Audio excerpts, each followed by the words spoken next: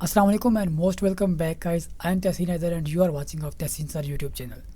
दोस्तों, जैसे कि आपको पता है कि हमने HTML की सीरीज़ शुरू करी हुई है और उसमें हम स्टेप बाय स्टेप टैग्स के बारे में जान रहे हैं। जैसे कि हमने video tag, audio tag, image tag, body tag, इन सारे टैग्स के बारे में हम जाना और भी काफ़ी सारे टैग्स के बारे में हम वीडियो बना चुके हैं। तो आज के जो हमने टॉपिक चूज़ किया है वो है हमारा टैग स्पैन टैग। ठीक है, स्पैन टैग किस तरह काम करता है, चलिए आज की इस वीडियो में शुरू करते हैं।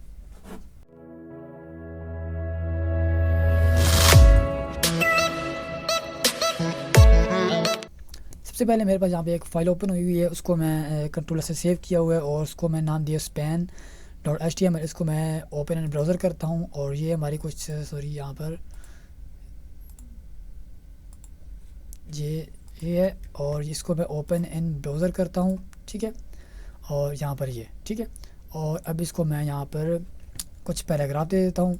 ठीक है, पी टैब प्रेस करता हूँ, यहाँ पर लिखता हूँ माई नेम इज़ तहसीन हैदर। ठीक है, तो इसको मैं कंट्रोल से सेव करता हूँ और यहाँ पर मैं साइड में विंडो ओपन कर लेता हूँ ताकि आपको जो है आसानी से नज़र आए, बार बार वहाँ पर ना जाएं।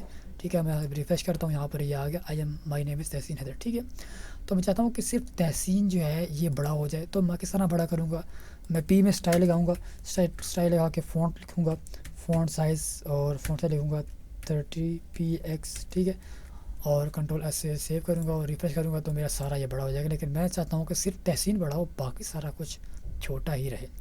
तो सिंपली मैं इसको डिलीट कर देता हूँ। ठीक है, कंट्रोल एस से सेव करता हूँ, यहाँ पर रिफ्रेश करता हूँ, ये हमारा वापस आ गया। तो यहाँ पे हमारा काम करेगा स्पैन टैग।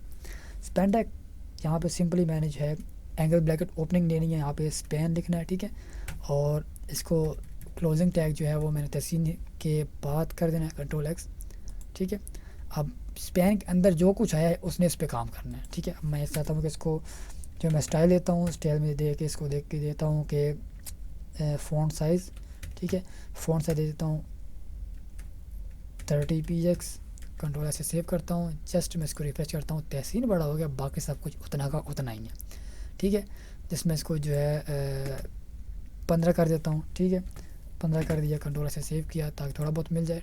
15 तो इसका साइज़ सही, तो मैं इसको 20 कर देता हूँ, 20px। कंट्रोल ऐसे सेव करता हूँ और जस्ट मैं इसे रिफ्रेश करता हूँ तो थोड़ा सा बड़ा हो गया। ठीक है, अब मैं चाहता हूँ कि इसका कलर चेंज हो जाए, कलर मैं कर देता हूँ रेड।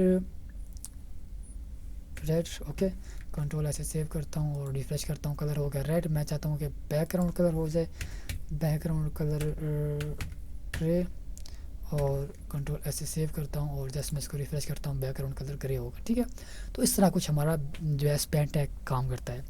बस आज की वीडियो में इतना ही। स्पैन टैग जो था वो छोटा सा ही टैग था, जस्ट हमने जिस चीज़ को एक टारगेट करना हो उसके स्टार्टिंग में और जो है लास्ट में मैं आपको बताया। तो यहाँ पर कंट्रोल Z करता हूँ।